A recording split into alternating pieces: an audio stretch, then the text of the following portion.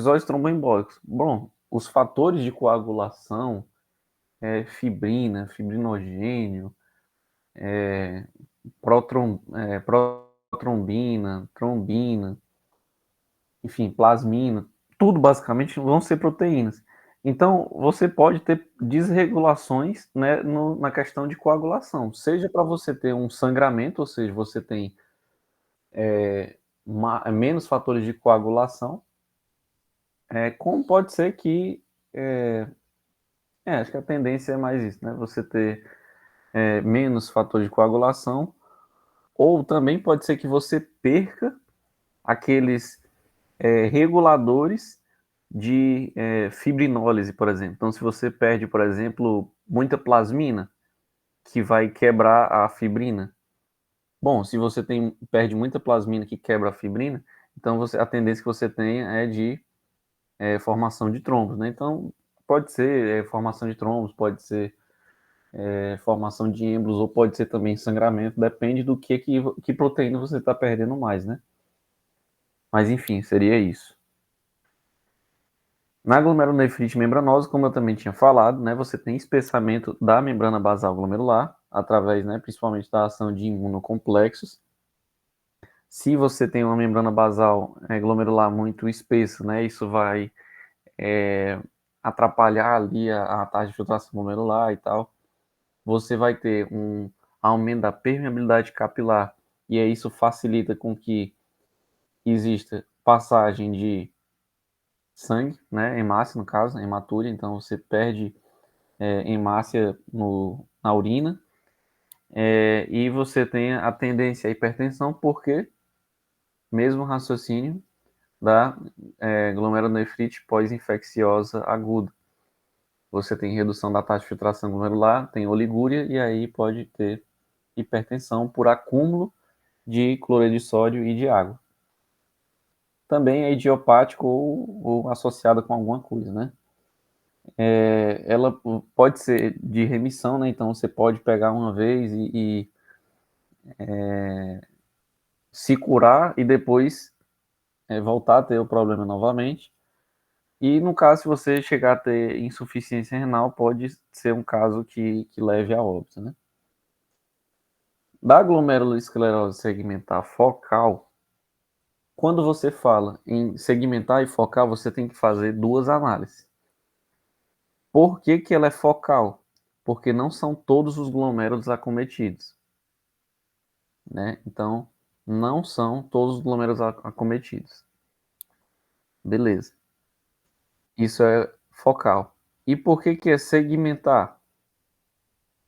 Porque não é toda a porção do glomérulo que é acometida. Então, primeiro, nós falamos de um olhar mais global, né? Não são todos os glomérulos, né? Então, você olha todo o espectro amostral de glomérulos que você tem, e não são todos que são alterados. Então, é focal. E dos que são alterados, não é toda a porção dele, não é 100% do glomérulo que foi detonado. É, sei lá, 50%, 60%, 70% daquele glomérulo que foi afetado. Então, são duas análises. Esclerose normalmente se relaciona com isso aqui, né? Deposição de colágeno alta. Então, muitas vezes até alguns consideram a esclerose como aumento da produção, tanto de colágeno quanto de matriz extracelular, da ação de fibroblastos. Tem alguns locais que até colocam como quase que um sinônimo de fibrose. Mas enfim, você lembra da alta deposição de colágeno, que é para poder gerar essa esclerose do glomérulo. Então, né, aqui está aqui, né? Glomérulo normal, sangue com impurezas, sangue com impurezas é urina sendo filtrada, né? E aí, nesse caso aqui, as cicatrizes, acho que são cicatrizes que vão acabar com impairs, né? Que seria comprometer, né? Então, cicatrizes que vão comprometer a função renal. Cicatriz justamente porque você está perdendo alguns glomérulos e parte desses glomérulos afetados estão sendo destruídos. E aí você tem essa deposição de colágeno e tal. Ele acusou que a principal causa é isso aqui, ó, HIV. Então pode ser que pergunte. Pode ser doença falciforme, fibrose glomerular, mas também pode ser, o principal é HIV. E pode, né, tender a levar a uma insuficiência renal. Glomerulonefrite do lúpus eritematoso sistêmico, você vai ter uma situação de desregulação da imunidade. Então você vai ter problemas ali com a função dos linfócitos, principalmente, né, de linfócitos. Você também pode ter questão de formação e deposição de imunocomplexos intracapilar. Então, dentro dos capilares glomerulares, vai ter essa formação de imunocomplexos que vão causar uma lesão glomerular. E, enfim, né, é uma doença autoimune e tal, etc. Tem essa classificação aqui, é para poder analisar o nível do comprometimento, né? Então, proliferação normal, proliferação mesangial nível 2, proliferação segmentar e focal nível 3, difusa, aí é aquele negócio, né? Se a focal afeta alguns glomérulos e a segmentar, desses glomérulos afetados, parte deles que está destruída, a difusa não obedece padrões. Então ela pode afetar localmente tudo e dos glomérulos afetados destrói 100%, né, basicamente. Então já é uma situação mais grave. E a proliferação membranosa quando você tem, se não me engano, o espessamento da membrana basal glomerular, né? Então já é uma situação mais grave ainda, é o último nível, etc. Alguém ficou com dúvida nessas últimas aí que eu falei? Pode seguir, como é? Pode seguir, amigo. Beleza. Na glomerulosclerose diabética, você vai ter o quê? Laranja ficou maior. Então nós temos espessamento da membrana basal. O azul seria células mesangiais. Então nós temos a proliferação de células mesangiais a ponto de obstruir o lúmen do vaso. Além disso, você tem espaçamento entre os processos podais dos podócitos. Então você tem inúmeros problemas. Você tem obstrução do lúmen, por conta que você tem uma inflamação, aí vai ter proliferação de células mesangiais, elas invadem o lúmen e aí obstrui o fluxo sanguíneo, por exemplo. Você tem espaçamento dos podócitos, né, dos processos podais dos podócitos, então vai passar coisa que não deveria, e tem espessamento da membrana basal. Então tem vários problemas. O espaçamento dos processos podais é principalmente por conta da grande carga glicêmica. Então a grande carga glicêmica vai acabar fazendo com que os podócitos não consigam manter essa barreira funcionante e unida. Além disso, aí, consequência, né? Você vai ter perda de proteínas, perda de hemácias e perda de glicose na urina. E também pode acontecer o quê? Por conta da grande quantidade de proteína que está chegando no túbulo, que não deveria, né? Porque não é para ter proteína sair na urina, o rim vai tentar compensar fazendo endocitose dessas proteínas.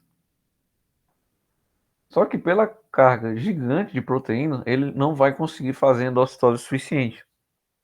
Para se fazer endocitose, você gasta energia. Então ele vai ficar gastando energia localmente para poder tentar compensar esse problema e não consegue. Isso vai gerar perda de energia, isso vai gerar uma situação até de. Acho que pode levar a uma situação de hipóxia, né? As mitocôndrias não estão dando conta e tal, e aí você tem lesão renal, né? Lesão celular. É isso. Então, espaçamentos podócitos pela carga glicêmica alta, proliferação de células mesangiais, espessamento da membrana basal. Tudo isso contribui para perda de glicose, proteína e massa. Na doença glomerular hipertensiva,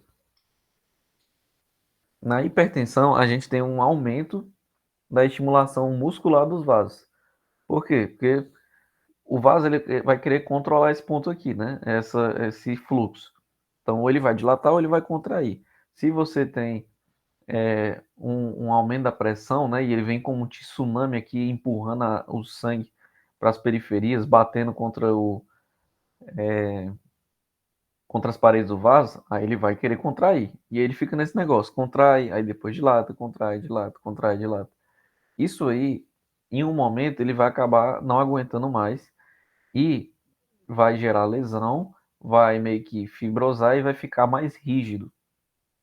Vai ficar mais rígido, por isso tem essa parte azulzinha. Então, o vaso, ele vai ficar mais rígido, ele vai diminuir a sua capacidade de dilatação e também vai passar menos sangue, né? Porque você diminui o espaço aqui, então passa menos sangue. Se passa menos sangue, você vai ter o quê? Redução do fluxo plasmático renal, ou seja, o sangue que chega no rim vai diminuir. Se chega menos sangue no rim, lesão renal por baixo débito cardíaco, né? Então, e também você afeta mais o túbulo do que o glomérulo por conta de que? Alguém tem noção? Porque afeta mais o túbulo do que o glomérulo?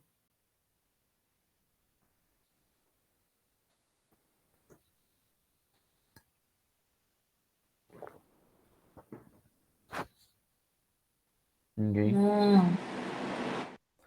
Por conta que no túbulo a gente não tem aquelas regiões mais espessas que são cheias de mitocôndrias, então elas precisam de oxigênio. Se você, assim, não que as outras não precisem, mas elas precisam muito de oxigênio para poder alimentar esse gasto energético das mitocôndrias aí naquela região. Então ali eles vão sofrer mais. Tá certo. Pronto. Insuficiência renal.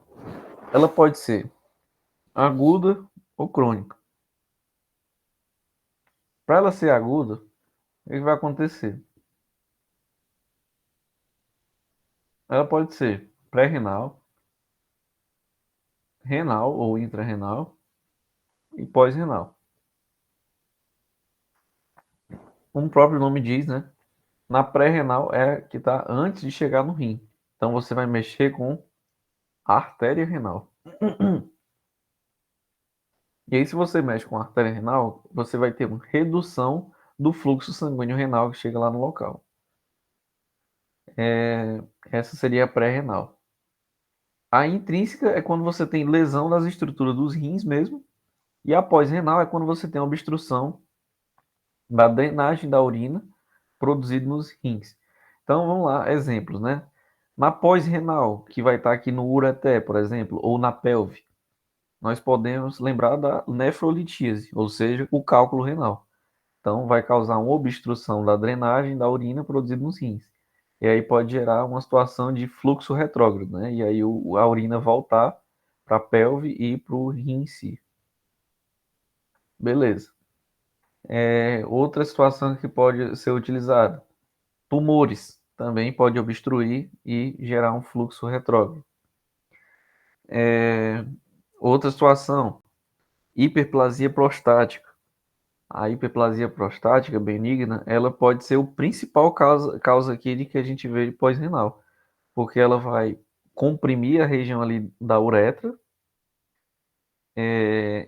e também vai fazer com que haja esse refluxo de, de vai ter interrupção do fluxo urinário normal e refluxo, né? Fluxo retrógrado.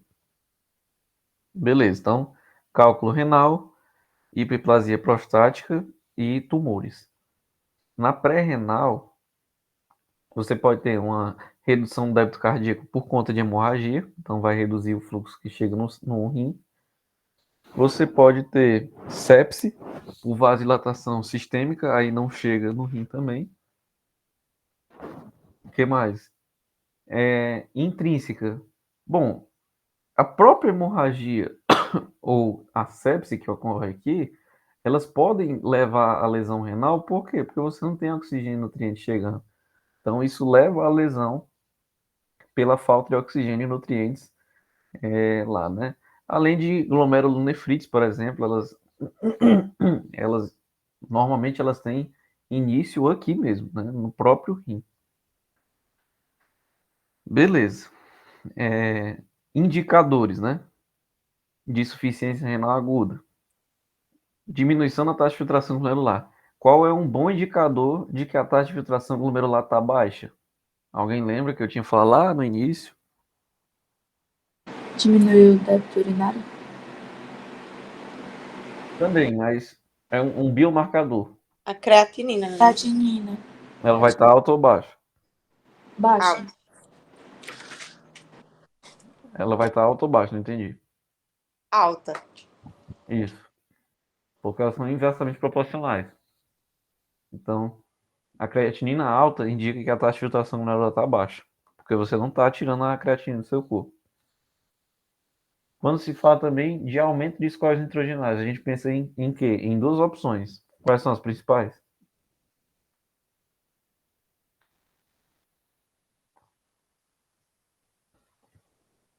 Ureia e ácido úrico, né? Que eu já tinha falado da creatinina, então. Ureia, ácido úrico e creatinina. São 3.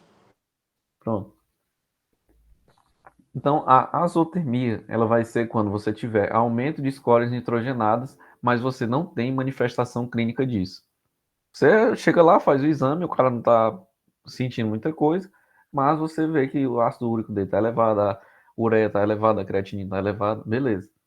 Quando você está em uma situação de manifestação clínica, de complicações mesmo, sintomas por conta dessa elevação de scores nitrogenados, principalmente ureia, aí você tem uma situação de uremia ou de síndrome urêmica. Pelo que eu vi, são sinônimos. E aí, vamos lá, né? Num paciente sem insuficiência renal aguda, a relação ureia-creatinina, a ureia ela já vai ser mais elevada que a creatinina. Por quê? Porque a creatinina, basicamente, tudo que você tem no corpo, você manda para fora.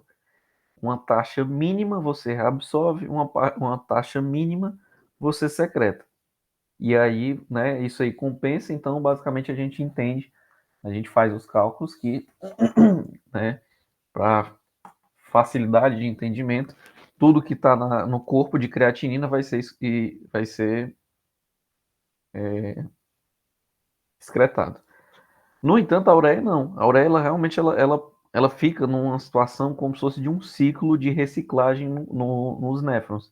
Então, ela entra no túbulo, sai, entra no túbulo, sai, entra no túbulo, sai. Para quê?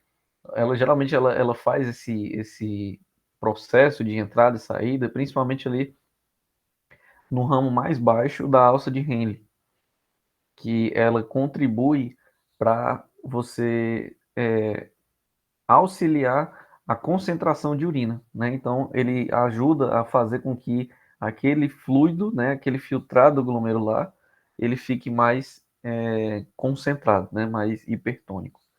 Enfim, então em situações de pessoas que são normais, sem insuficiência renal aguda, a ureia ela já vai ser mais alta que a creatinina. E se o cara tiver insuficiência renal aguda, aí que ele vai realmente ter ainda mais alto, as duas, né? As duas vão subir, só que a ureia sobe mais. Por quê? Porque ela pode ser reabsorvida. Então ela já não estava sendo excretada normal e ela pode ser reabsorvida. Então esse é o ponto, né? Situações de pacientes normais, sem insuficiência renal aguda, ureia maior que creatinina. Com insuficiência renal aguda, ureia ainda é maior que creatinina e cresce mais ainda, né? Beleza. Então aqui nós temos uma situação em que você tem uma contração da arteríola aferente e você teve, por exemplo, sei lá, algum tipo de sei lá, hemorragia, né? A própria hemorragia, que você tem uma contração da aferente e tal, para poder Hemorragia não, né? De você ter uma pressão alta, você fecha aqui, aí reduz a taxa de filtração glomerular. Se você fechar com tudo, né? É aquela situação, né? Por exemplo, se você não tem prostaglandina para inibir um pouco, né? Quer dizer, inibir não, diminuir o efeito, né, da angiotensina 2, você pode gerar uma situação de lesão isquêmica, lesão tóxica aqui e, enfim, lesão tubular. E pode até contribuir para uma obstrução do túbulo também. Pronto. Doença renal crônica. A doença renal crônica, ela vai ser uma doença em que você vai perdendo ao longo dos anos da sua vida néfrons, né? Então você vai perdendo néfrons. Os que estão vivos, eles vão tentando compensar a perda dos que morreram, vão trabalhar mais, só que, enfim, né? Tudo tem limite e aí não vão aguentando e vão morrendo mais. Avaliação da taxa de filtração glomerular e outros marcadores. Então, vai estar aumentado a creatinina, aumentada a albuminúria, aumentada a microalbuminúria. Pode também ter cilindros hemáticos. Ultrassom pode ser utilizado como uma forma de análise de imagem, né? Então, na doença renal crônica, vamos lá. Equilíbrio de sódio e de água. Hipertensão, volume vascular aumentado e insuficiência cardíaca. Primeiro ponto, volume vascular aumentado. Se ele tem, porque se você não está conseguindo excretar esse volume, né, de água e de sódio, se você não excreta o sódio, tendência à hipertensão. Se você não excreta a água, volume vascular aumentado. A pressão hidrostática fica muito alta, edema. Tanto também se você tem, por exemplo, perda de albumina, aí esse volume também vai acabar diminuindo, né? Ele é aumentado por um tempo, mas depois, se ele extravasar, justamente porque também não tem albumina, né? Então não só a pressão hidrostática pode estar alta, quanto também a perda de albumina faz com que extravase do vaso e vá para o intestino e para a célula, gerando edema.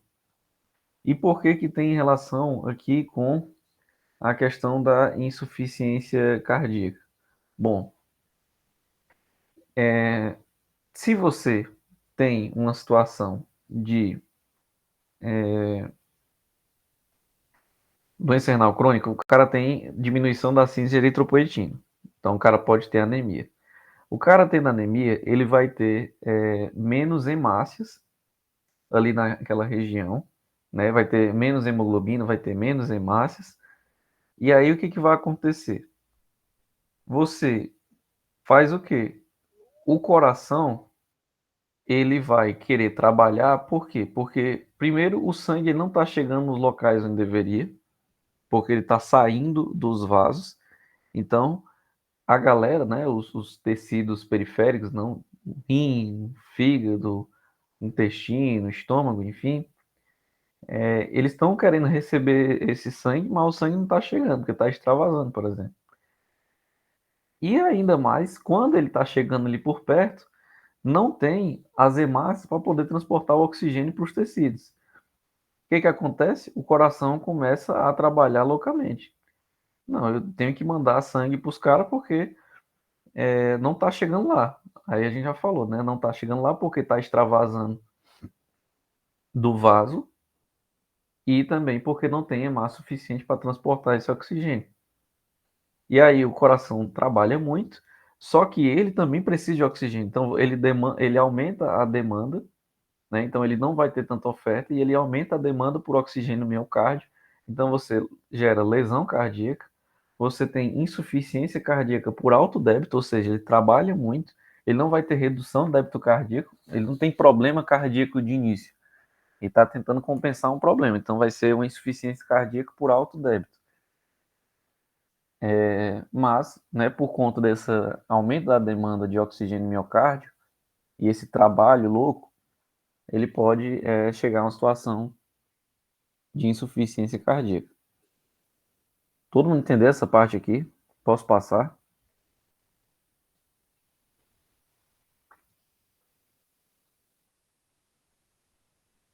Alguém ficou com alguma dúvida?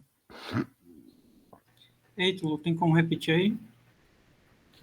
Bom, se você não excreta sódio, né, cloreto de sódio, tendência à hipertensão.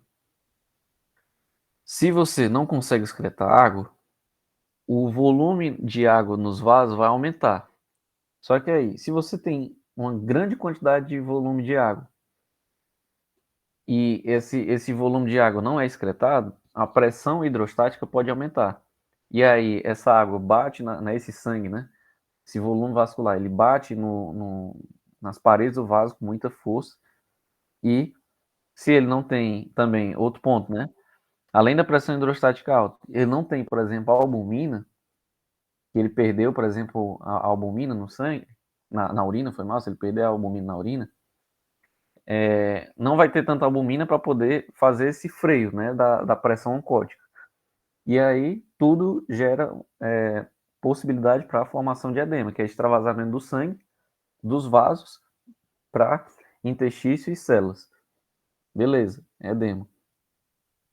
Se o paciente ele tem doença renal crônica, ele não vai ter síntese bem, né, direito, de EPO, de eritropoetina.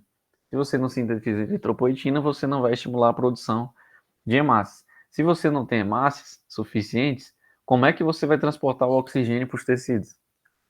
Então, o primeiro ponto, os tecidos não estão recebendo esse sangue por 2 pontos.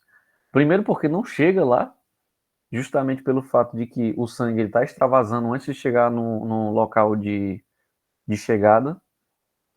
E segundo, mesmo que chegasse no local, como é que ele vai realmente entrar no tecido se ele não tem um transportador desse oxigênio, que é a hemácia? Se, né, ele está em uma situação de anemia. Então, cara, o coração percebe isso, que o sangue não está chegando aos tecidos, e aí ele começa a trabalhar loucamente para poder mandar sangue para os tecidos. Então ele aumenta o débito cardíaco. Só que, se ele trabalha loucamente, uma hora ele vai ter lesão cardíaca, né? Ele vai querer se hipertrofiar, ele vai querer, enfim, aumentar a sua força, né? Através de, justamente, né? Hipertrofia dos ventrículos. Ele também pode, por conta disso, né? Aumentar a lesão no miocárdio por conta da alta demanda de oxigênio, e ele não tem, porque ele está tentando mandar para o resto. E acaba que, né, ali diminui um pouco o fluxo coronariano de oxigênio para aquela região. E aí você não consegue nutrir o coração, não consegue nutrir os tecidos, então você tem uma situação de insuficiência